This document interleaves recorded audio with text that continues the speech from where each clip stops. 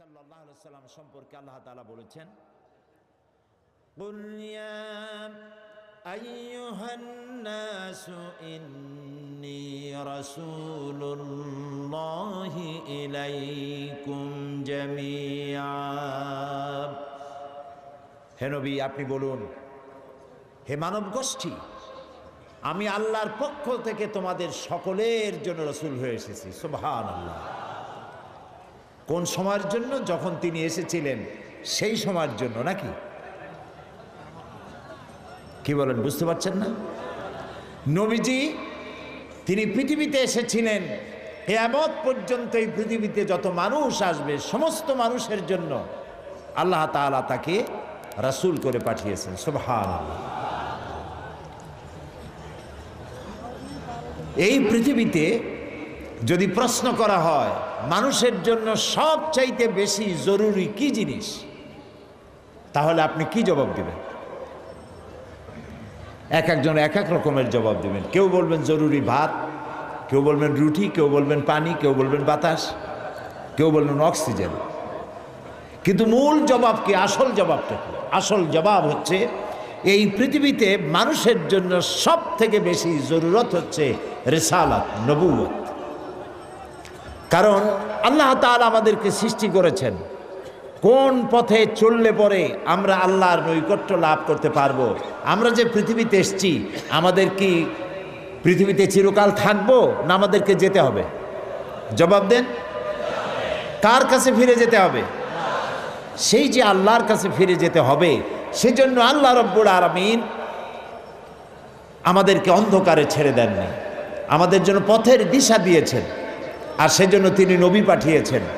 আদম আলাইহিস সালাম থেকে শুরু করে মুহাম্মদুর রাসূলুল্লাহ, সবাই বলেন সাল্লাল্লাহু আলাইহি ওয়াসাল্লাম, তার পর্যন্ত যত নবী পাঠালেন সমস্ত নবীদেরকে আল্লাহ পাক নবুয়ত দিয়েছেন, নবী করে পাঠিয়েছেন। তাদের কোনো ভুল নাই, তাদের কোনো গুনাহ নাই, তারা সবাই মাসুম, তারা বেগুনাহ। এই নবীদের মধ্যে সর্বশেষ এবং সর্বশ্রেষ্ঠ নবী হলেন মুহাম্মদ রাসূলুল্লাহ সাল্লাল্লাহু আলাইহি ওয়াসাল্লাম। নবী করিম সাল্লাল্লাহু আলাইহি ওয়াসাল্লামকে আল্লাহ তাআলা এমন একটা সময় পাঠালেন যখন গোটা পৃথিবীতে মানুষ ছিল ধ্বংসের দ্বার প্রান্তে। চুরি, ডাকাতি, জেনা, ব্যভিচার, হত্যা, ধর্ষণ, এমন কোনো পাপ নাই যা মানুষ করত না। যেই দেশে রাসূল আসলেন সেই দেশে মানুষ, তাদের চিন্তা ছিল যে আমি মানুষকে খুন করব না কেন, লুট করব না কেন, মিথ্যা কথা বলবো না কেন, নারী অপহরণ করব না কেন। এর কোনো যুক্তিসঙ্গত কারণ তাদের জানা ছিল না, সবটাই তারা বৈধ মনে করত। এবং কতটা জাহিল ছিল যে এই গোত্রের লোকেদের উটের পানি খাওয়ার আগে আরেক গোত্রের লোকের উটের পানি খাওয়াইল কেন? এই অপরাধে তারা একে অপরের বিরুদ্ধে গোত্রে গোত্রে লড়াই হয়েছে বছরের পর বছর, যুগের পরে যুগ। এরকমের জেহালাতে পরিপূর্ণ ছিল সমাজ। অর্থাৎ পৃথিবী ছিল এক ধ্বংসের প্রান্তে। এই ধ্বংস থেকে বাঁচানোর জন্য আল্লাহর রহমত ছাড়া আর কোনো উপায় ছিল না। সেরকম একটি সময় আল্লাহ রাব্বুল আলামিন তার রহমত পাঠালেন। আল্লাহ তাআলা কোরআনে কারিমে বলছেন, ওয়ামা আরসালনাকা ইল্লা রাহমাতান লিল আলামিন। হে নবী, আমি আপনাকে গোটা সৃষ্টি জগতের জন্য আমার রহমত করে পাঠিয়েছি। সুবহানাল্লাহ। প্রিয় ভাই সব, আমি সেই রসুলের কথা আপনাদেরকে শোনাতে এসেছি যিনি আকাশের নিচে জমিনের উপরে সব থেকে শ্রেষ্ঠ মানুষ, জাত থেকে শ্রেষ্ঠ পৃথিবীতে আর কেউ। আমি আপনাদের সামনে এমন এক মহান ব্যক্তিত্বকে জানাতে এসেছি যার মর্যাদা শুধু আকাশের নিচে নয়, আল্লাহর আরশের নিচে, জমিনের উপরে, আল্লাহর পরেই যার মর্যাদা। সুবহানাল্লাহ বলবেন না? তার সম্পর্কে, তবে তার সম্পর্কে আলোচনা করা আমার মতো আকিঞ্চন, আমার মতো ছোট্ট, নগণ্য, সামান্য জ্ঞানের অধিকারী, কিভাবে এত বড় বিশাল ব্যক্তিত্ব সম্পর্কে আপনাদের সামনে আমি তুলে ধরব। ওমা তৌফিকি ইল্লা বিল্লাহ। আমি বলে থাকি, আটলান্টিক মহাসাগর, প্রশান্ত মহাসাগরের পানি যদি কেউ মাপতে যায় চামচ দিয়ে, তাহলে তাকে কি মনে করা হবে? তার সুস্থতা, মস্তিষ্কের সুস্থতা সম্পর্কে চিন্তা করতে হবে। আটলান্টিক মহাসাগরের পানিও হয়তো একদিন চামচ দিয়ে মাপা হয়তো সম্ভব হতেও পারে, কিন্তু নবী করিম সাল্লাল্লাহু আলাইহি সাল্লামের জীবন আলেখ্য, তার পবিত্র জীবন আলোচনা করে শেষ করা যাবে না। সুবহানাল্লাহ বলেন। এই পৃথিবীতে কত রাজা বাদশাহ এসেছেন, কত রঙ্গমঞ্চ তারা তৈরি করেছেন, কত দার্শনিক, কত বৈজ্ঞানিক, কত সাহিত্যিক, কত কবি পৃথিবীতে এসেছেন, কিন্তু মানুষের কাছে গ্রহণযোগ্য আদর্শ নিজের চরিত্র দিয়ে কেউ দেখায় যেতে পারেননি। নবী করিম সাল্লাল্লাহু আলাইহি সাল্লাম এক ব্যতিক্রম ধর্মী মানুষ, আল্লাহ তাকে পাঠাইছিলেন পৃথিবীতে। তার জীবন দুই রকম ছিল না। দুনিয়ার সব নেতাদের জীবন হয় দুই রকম সাধারণত। একটা হচ্ছে পাবলিক ক্যারেক্টার, আর একটা হলো পার্সোনাল ক্যারেক্টার। একটা ব্যক্তিগত জীবন, ব্যক্তিগত চরিত্র, আর একটা মানুষকে দেখাবার মতো চরিত্র। আপনি বলেন আমাকে, পৃথিবীতে এমন একজন নেতার নাম বলেন যিনি বলতে পারবেন আমার শৈশবে, আমার কৈশোরে, আমার যৌবনে, দিনে এবং রাতে আমি যা যা করেছি, আমার বন্ধুরা, আমার ড্রাইভার, আমার চাকর, আমার বাড়ির লোকজন, আমার বউ, আমার বন্ধু, আমার সাথী, তোমরা আমার ব্যাপারে যা দেখেছো সব মানুষকে বলে দাও, পারবে কেউ বলতে? এরকম আসতে বললেন, কথা বুঝতে পেরেছেন কিনা? তাহলে বলেন, এরকম কেউ বলতে পারবে? এবার যার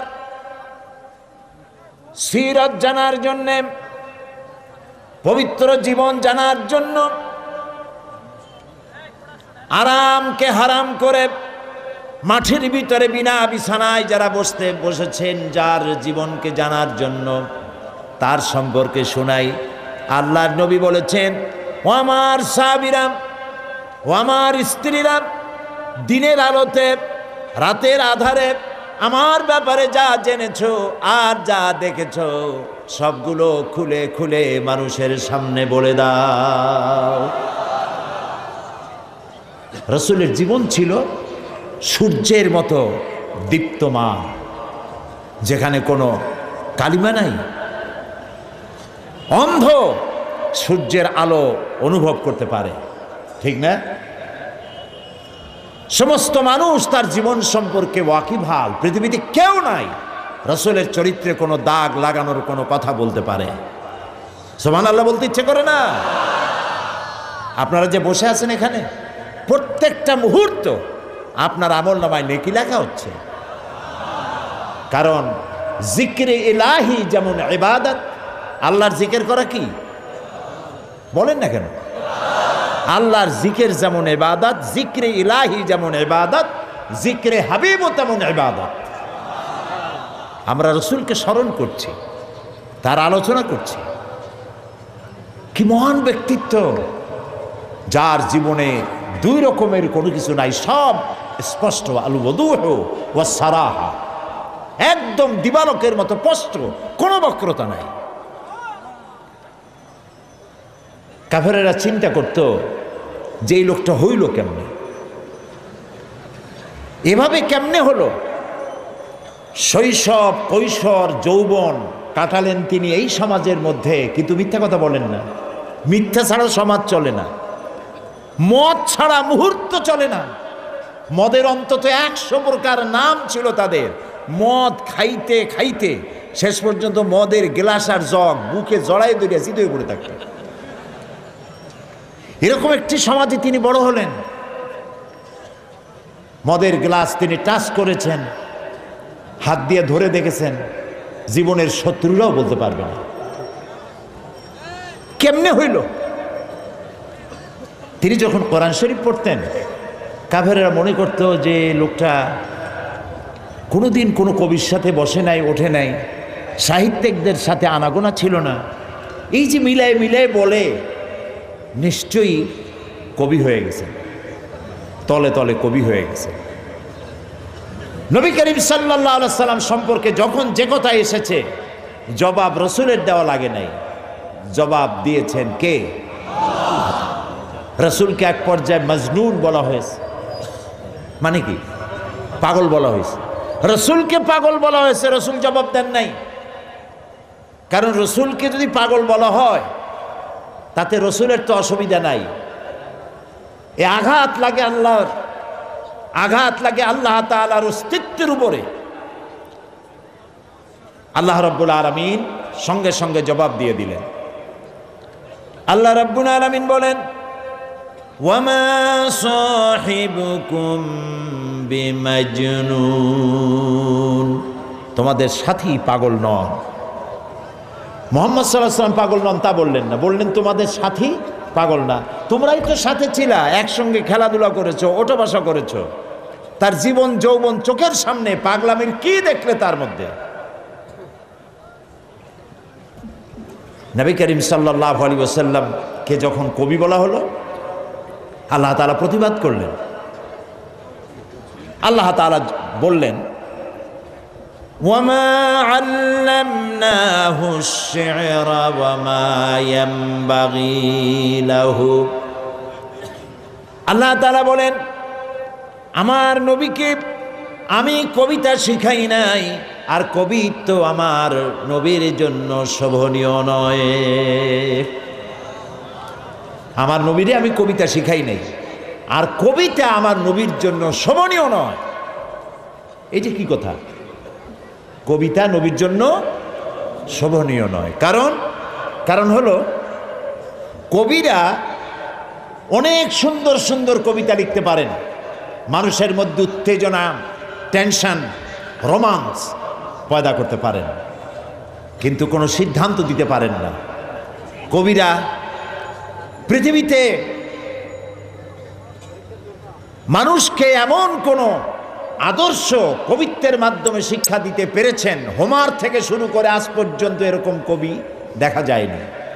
এবং কবিরা এমন এমন কথা বলেন যা বাস্তবতার সাথে মিল নাই। কবিরা আবেগ উচ্ছ্বসিত হন, কল্পনার ঘোড়ার পৃষ্ঠের উপরে বসে তেপান্তরের মাঠ দিয়ে নিরুদ্দেশ্যের উদ্দেশ্যে দৌড়াতে থাকেন। বাস্তবতার সাথে মিল থাকে না।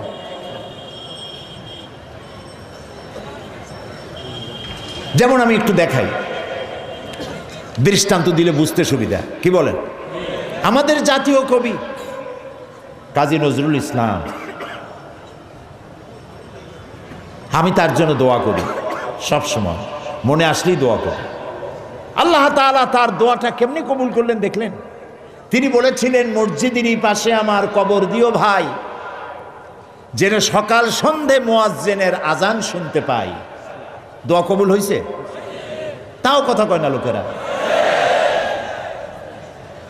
ওইখানে বিশ্ববিদ্যালয়ের মসজিদের পাশে তার কবর হয়েছে, সকাল সন্ধ্যা আজান শুনতেছে। ওইখানে আর এক শয়তানের কবরও দিতে চাইছিল। দেখেন, কাজী নজরুল ইসলাম, আমার মন বলে এমন সময় তিনি কলম ধরেছিলেন যখন মুসলমানদের পক্ষে কলম ধরার লোক ছিল না। শুধুমাত্র আল্লাহর নবীর নামে, নবীর শানে যেসব নাত রচনা করেছেন, যেসব গজল কবিতা রচনা করেছেন, আল্লাহ ইচ্ছে করলে এর বদৌলতে তাকে জান্নাত দিয়ে দিবেন। আল্লাহ যেন দয়া করে নজরুলকে জান্নাত দান করেন, আমরা বলি আমিন। নজরুল ইসলামের কথা আনলাম কেন? ওই যে কবিতা, যারা কবি হন আবেগে উচ্ছ্বাসিত হয়ে এমন সব কথা বলেন যার সাথে বাস্তবতার মিল নেই। যেমন তিনি এক জায়গায় লিখেছেন, মোর প্রিয়া হবে এসো রানী, দেব খোবায় তারার ফুল। এখন সত্যিই যদি ওনার, যার প্রতি লক্ষ্য করে নিয়ে কবিতা লিখেছেন, যদি সত্যি ওই মহিলাকে তিনি প্রিয়তমা হিসাবে পেতেন, তো আকাশের তারাগুলি খোপায় দিয়ে দিতে পারতেন। তারপরে তিনি লিখেছেন, জ্যোৎস্নার রং আর রং ধরুন রং মিলাইয়া আলতা বানাইয়া তোমার পায়ে পরাই দিতাম। এটা কি উনি পারতেন? পারতেন না। কবিরা সাধারণত আবেগপ্রবণ হন, আবেগে কথা বলেন যার বাস্তবতার সাথে মিল নাই। কবি হাফিজ নিশ্চয়ই নাম শুনেছেন, পারস্য কবি। তিনি তার প্রিয়তমা সম্পর্কে লিখেছেন। ফার্সি কবিতাটা আমার এখন মনে আসতেছে না।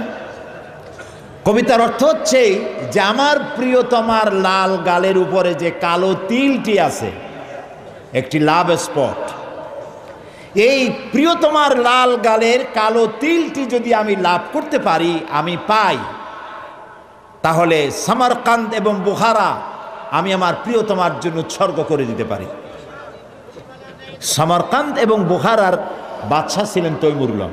তৈমুর লং এই কবিতা শুনিয়া পুলিশ পাঠাতেছে, ব্যাটারি ধরে নিয়ে বলল, হাফিজ তুমি তোমার প্রিয়তমার লাল গালের কালো তিলের জন্য গলায় দড়ি দিয়ে মরো, কিন্তু আমার রাষ্ট্র বিলিয়ে দেওয়ার অধিকার তোমারে কে দিল? হাফিজ দেখলো যে সর্বনাশ, আমার তো জীবনই শেষ হয়ে যাবে। কবি মানুষ তো সাথে সাথে কবিতা পাল্টায় ফেললো। বললো, জাহাপানা আপনি তো ভুল শুনছেন, আমার কবিতার শেষের লাইন আপনি কি শুনেছেন? বললো যে তোমার শেষের লাইন তো ছিল সামারকান্দ ও বুখারা, সামারকান্দ এবং বুখারা মিলাই দেবটা ছিল। তিনি বলছেন না, আপনি ভুল শুনেছেন, ওখানে আমার মূল কথা ছিল সেমনকান্দ অখর মারা। তার মানে হলো আমি বলতে চেয়েছি আমার প্রিয়তমার লাল গালের কালো তিলটি যদি লাভ করতে পারি, তাহলে 3 মণ চিনি আর 1 মণ খোরমা বিলাই দেব। আমি কিন্তু আপনাদের হাসির খোরাক দেইনি, চিন্তার খোরাক দিয়েছি। দুনিয়ার সব কবিরা এভাবে আবেগপ্রবণ হন, উচ্ছ্বসিত হন, রোমান্টিক হন। নবী আবেগপ্রবণ হতে পারেন না। নবী যদি আবেগে উচ্ছ্বসিত হয়ে পড়েন, আবেগে আবেগতাড়িত যদি হয়ে যান, তাহলে তো ইনসাফ করতে পারবেন না। নবীজির কাছে হযরত ফাতেমা রাদিয়াল্লাহু তাআলা আনহা এসেছেন, হাতের ঠোসকা পড়েছে, বলছেন, ইয়া রাসূলুল্লাহ, আব্বাজান কুয়া থেকে পানি উঠাতে উঠাতে দড়ি দিয়া আমার ঘাড়ের উপরে দাগ পড়ে গিয়েছে, আটা পিষতে পিষতে 2টো হাতে ঠোসা পড়ে গিয়েছে, আমার খুব কষ্ট হয়, আমাকে একজন খাদেমা আপনি দিবেন। রাসূলুল্লাহ বলছেন, ফাতেমা আমি মদিনার এখনো অমুক অমুক গোত্রের খাবার পৌঁছাইতে পারিনি, অমুক অমুক গোত্রের দাবি দেওয়া এখনো মিটাইতে পারিনি, আমি তো তোমাকে খাদেমা দিতে পারবো না। বরং তুমি এক কাজ করো, প্রত্যেক নামাজের পরে সুবহানাল্লাহ 33 বার, আলহামদুলিল্লাহ 33 বার, আল্লাহু আকবার 34 বার, এটা তুমি পড়ো। রসুল যদি মেয়ের কলিজার টুকরা মেয়ে হযরত ফাতেমাকে না দেখে তিনি থাকতে পারতেন না। একবার রাসূলুল্লাহ বসা মসজিদে নববীতে, মুখ মলিন, সাহাবীরা ভয়তে কথা বলতে সাহস পাচ্ছে না। কিছুক্ষণ পর নবীজি উঠে চলে গেলেন হযরত ফাতেমার ঘরে। কিছু সময় পরে বেরিয়ে এলেন হাসি খুশি চেহারা। সাহাবায়ে কেরাম জিজ্ঞেস করলেন, হে রাসূল, এখন তো আমাদের জান ফিরে আসছে, আমরা তো হতাশ হয়ে গেছিলাম, আপনার মুখ মলিন দেখে ভয় তো অস্থির হয়ে গেছে। কি কারণে মুখ কালো ছিল? কেন আপনি অশান্তি ভোগ করছিলেন? আর কিভাবে আপনার শান্তি ফিরে এলো? নবীজি বললেন, সাহাবীরা ওদের মধ্যে একটু মনোমালিন্য হয়েছিল, আমি কষ্ট পাচ্ছিলাম। ওদের মধ্যে, বুঝতে পারছেন, হযরত ফাতেমা, হযরত আলী, ওদের মধ্যে একটু মনোমালিন্য হয়েছিল, আমি কষ্ট পাচ্ছিলাম। আমি ভেতরে গিয়ে দুজনকে নসিহত করলাম, তাদের মধ্যে এখন আবার আগের মতো হাসি খুশি ফিরেছে, আমি খুশি হয়ে গেছি। ফাতেমা আমার কলিজার টুকরা, যে ফাতেমাকে ব্যথা দেয় সে মুহাম্মদ সাল্লাল্লাহু আলাইহি ওয়াসাল্লামকে ব্যথা দেয়। প্রিয় ভাই সব, যে মেয়েকে এত ভালোবাসেন তিনি, আবেগ প্রমাণ হলে তিনি তো দিতেই পারতেন, তিনি মদিনার বাদশাহ, প্রেসিডেন্ট। নবী আবেগ প্রমাণ হতে পারেন না, আবেগের বশীভূত হতে পারেন না। এই জন্য আল্লাহ তাআলা প্রতিবাদ করেছেন, ওয়ামা আল্লামনাহু শি'রা ওয়ামা ইয়ানবাগী লাহু, আমি আমার নবীকে কবিতা শেখাই নাই, আর কবিত্ব নবীর জন্য শোভনীয় নয়। নবীর পার্সোনালিটি ভিন্ন। একজন সাহাবী বলেছিলেন, হে রাসূল, রাসূলুল্লাহ বলছিলেন যে তুমি এই কাজটা করলা না কেন? সাহাবী জড়সড় হয়ে গেলেন ভয়তে, বললেন ইয়া রাসূলুল্লাহ আমি তো বুঝি নাই, আপনি যদি একটু চোখ দিয়ে আমাকে ইশারা করতেন তাও তো আমি কাজটা করে ফেলতাম। রাসূলুল্লাহ বললেন চোখ দিয়া ঠারে ঠরে কথা বলা নবুয়তের শান নয়। সুবহানাল্লাহ, সুবহানাল্লাহ। দেখেন না মানুষের চোখ মেরে কথা বলে, ঠারে ঠরে কথা বলে, নবুয়তের শান এটা নয়। নবীজি যখন কথা বলতেন কারোর সাথে পুরা দেহ মোবারকটা ফিরায় দিতেন, ডান দিকে বা দিকে পিছনে। আমরা যেভাবে এরকম কাটকুট করে শুনি এরকম করতেন না, যাতে যার সঙ্গে কথা বলছেন তিনি যেন একথা বুঝতে পারেন যে রাসূল পুরা মনোযোগী শুনছেন, আমাকে ইগনোর করছেন না।